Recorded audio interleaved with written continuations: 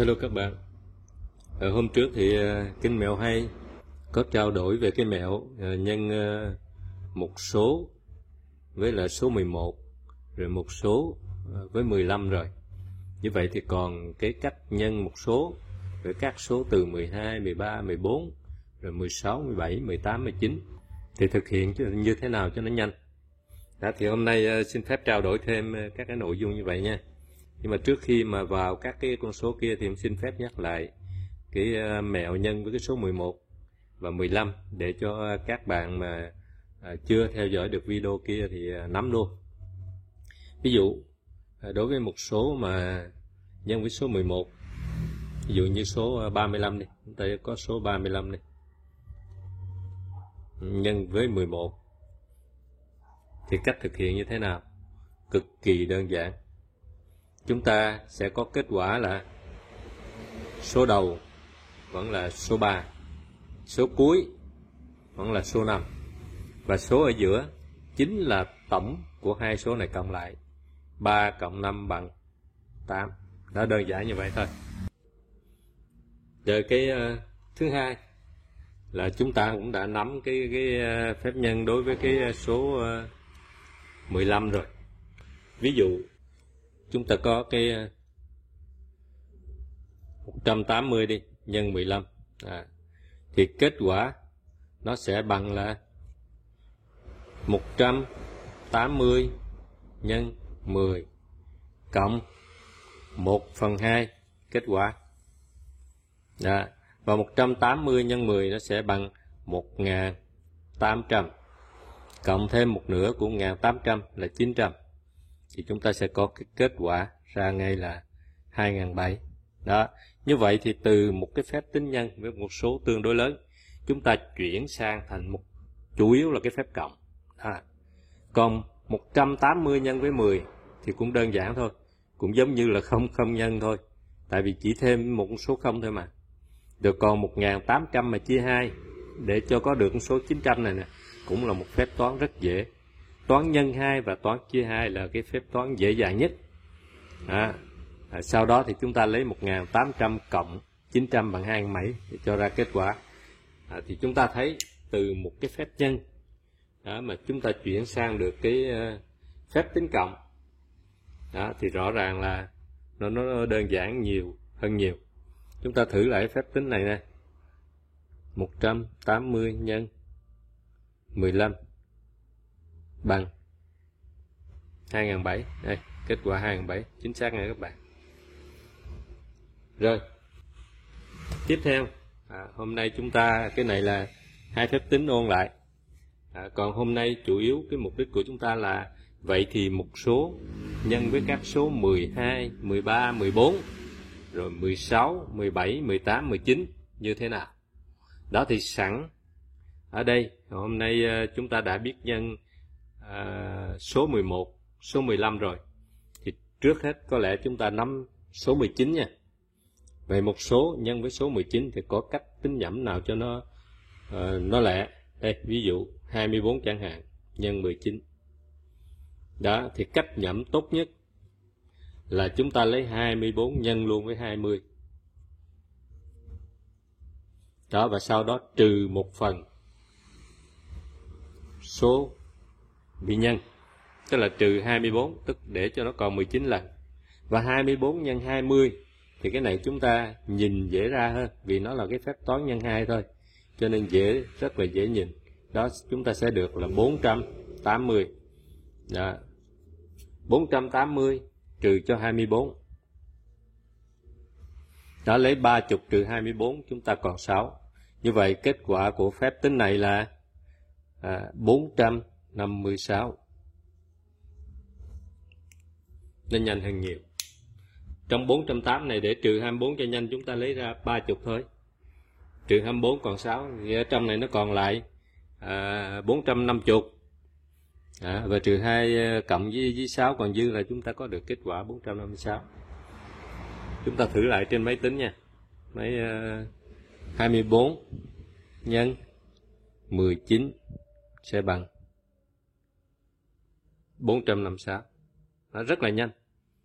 từ một cái phép tính nhân với một con số tương đối lớn là con số 19, thì chúng ta đã chuyển sang cái phép tính nhân 2 rất dễ. Đó, và cái phép tính trừ cũng rất đơn giản. Cho nên rõ ràng là nó dễ dàng hơn rất nhiều. Đó, ví dụ thử một số nữa nha. 36 nhân 19. Đó, nó sẽ bằng 36 nhân 20. Do mình viết rồi cảm giác các bạn thấy lâu, chứ còn thực ra làm thì nhìn vô là thấy luôn.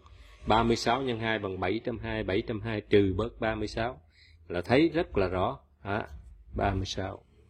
Như vậy 36 nhân 2 chúng ta sẽ có được ở đây là 720. Đó, trừ 36. Chúng ta lấy ở trong này bớt ở trong này ra là 40.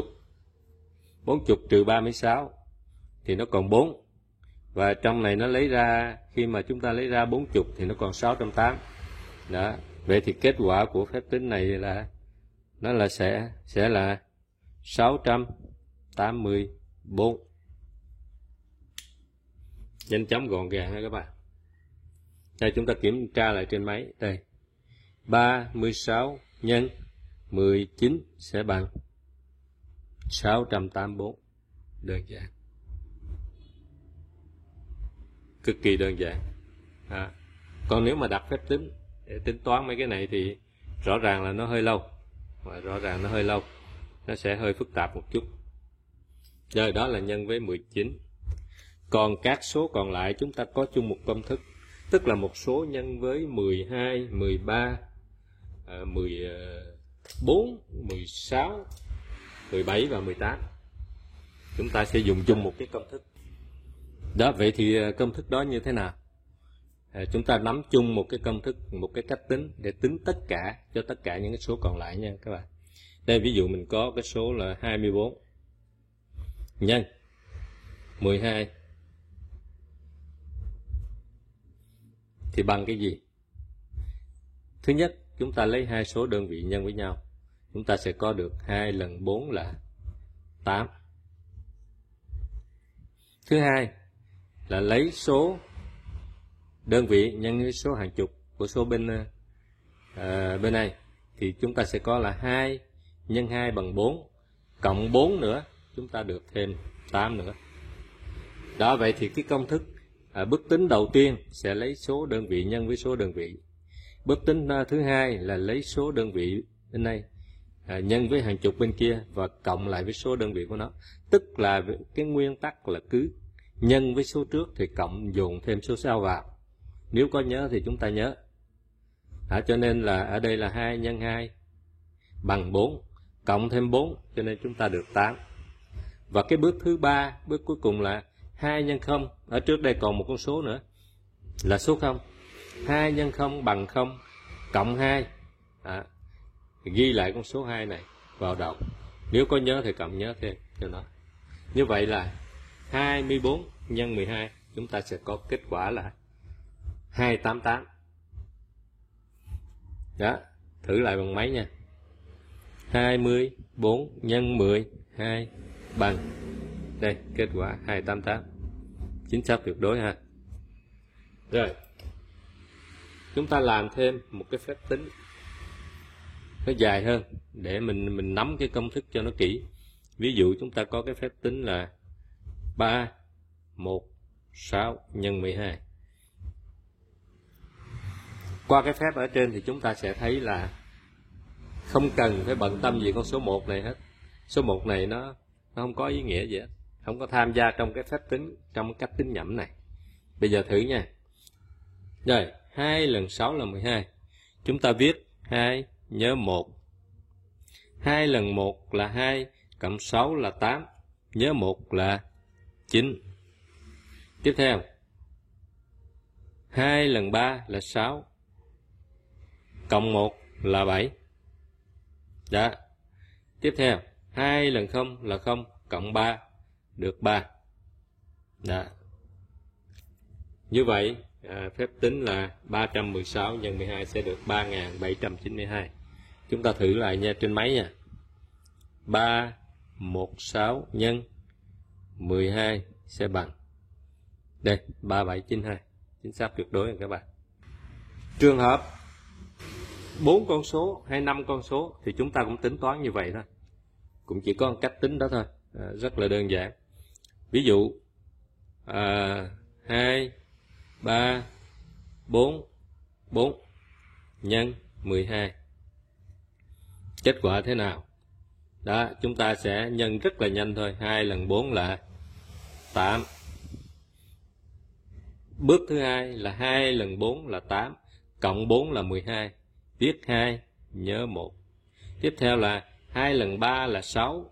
Cộng 4 là 10. Nhớ 1 là 11. Viết 1, nhớ 1. Đó, tiếp theo 2 lần 2 là 4. Cộng 3 là 7. Nhớ 1 là 8. Tiếp theo 2 lần 0 là 0. Cộng 2 bằng 2. Đó. Như vậy là 2344 nhân 12 sẽ được 28.128. Chúng ta kiểm tra lại trên máy nha. 2344 nhân 12 sẽ bằng đây, 28.128. Thì như vậy, cái công thức chung này đó là gồm 3 bước. Bước thứ nhất là lấy cái số đơn vị nhân với số đơn vị được bao nhiêu ghi ra, nếu có nhớ thì chúng ta nhớ. Bước thứ hai là lấy số đơn vị nhân với hàng chục và cộng với số đơn vị. Rồi cộng với nhớ được bao nhiêu thì chúng ta ghi lại. Nếu có thừa lớn hơn 10 thì chúng ta nhớ. Đó, cứ liên tục như vậy cho đến chừng nào hết số thì thôi. Bước thứ ba, bước cuối. Đó, bước cuối cùng là lấy cái là số đơn vị nhân với cái số 0 đứng trước cái số đầu tiên của số bị nhân. Đó. Rồi sau đó mới cộng chính nó, rồi hạ xuống ở kết quả. Nó có 3 bước đơn giản như vậy là chúng ta thực hiện được cái phép toán nhân với 12. Như vậy thì tương tự là chúng ta các cái phép tính nhân 13, 14 đều có cùng chung công thức như vậy hết. Có cùng chung công thức như vậy hết, và chúng ta vận dụng cái công thức này để xử lý cho tất cả các cái phép tính còn lại. Đây, ví dụ chúng ta làm lấy 24 này nhân với 13 nha, thử coi xem sao. Đó thì rất nhanh thôi. 3 lần 4 là 12, chúng ta có 2, nhớ 1. 3 lần 2 là 6, cộng 4 là 10. 10 nhớ 1, cộng với nhớ 1 là 11. Viết 1, nhớ 1. 3 lần 0 là 0. Cộng 2, nhớ 1 nữa là 3. Viết 3 xuống. Rồi, thử kiểm tra cái phép tính đúng không? Chúng ta có phép tính là 24 nhân với 13 bằng đây 312. Đó, số chính xác nha. Đó. Rồi, một phép tính dài hơn. Ví dụ 3 chữ số đi. 4, 5, 4. Ví dụ vậy. Nhân 13 sẽ bằng 3 lần 4, 12. Chúng ta có 2, nhớ 1. 3 lần 5, 15. 15 cộng 4 là 19. 19 nhớ 1 nữa là 20. Viết 0, nhớ 2. Đó. 3 lần 4, 12. Cộng 5 là 17. 17 nhớ 2 là 19. Viết 9, nhớ 1. 3 lần 0 là 0. Cộng 4 là 4. 4 nhớ 1 là 5. 5.902. Thử kiểm tra bằng máy xem. 454 nhân 13. Đó, chúng ta có kết quả là 5.902. Chính xác và vô cùng nhanh chóng. Không có gì khó khăn hết. Đó, thì 13 rồi. Như vậy là 14, 15, 16, 17. Chúng ta cũng thực hiện y như vậy nha các bạn. Bây giờ mình thử với 18 coi sao. Đây, ví dụ 25 nhân 18 thì kết quả thế nào? 5 lần 8, 40. Chúng ta ghi 0, nhớ 4. 8 lần 2, 16. Cộng 5 là 21. Cộng 4 là 25. Viết 5, nhớ 2. 8 lần 0 là 0, cộng 2 là 2, 2 cộng 2 là 4. Đó, như vậy là 25 nhân 18 sẽ được 450. Chúng ta thử lại bằng máy nha. 25 nhân 18 sẽ bằng đây 450. Chính xác. Để các bạn xem. Thì như vậy là hôm nay mình đã ôn lại cái phép tính một số nhân với 11, một số nhân với 15, và chúng ta nắm vững hết các cái phép tính còn lại, bao gồm một số nhân với 19 và một số nhân với 12, 13, 14, 16, 17, 18. Với chung một cái công thức tính nhẩm tương đối nhanh, tương đối nhẹ nhàng. Thì video hôm nay xin phép kết thúc ở đây. Cảm ơn các bạn trong thời gian qua đã ủng hộ kênh Mèo Hay rất là mạnh mẽ, có nhiều ý kiến đóng góp, cũng như là đề xuất trao đổi về các cái phép tính nhẩm rất là thú vị, rất là hay, rất là bổ ích. Một lần nữa xin cảm ơn các bạn. Xin chào tạm biệt và hẹn gặp lại trong video lần sau. Bye bye.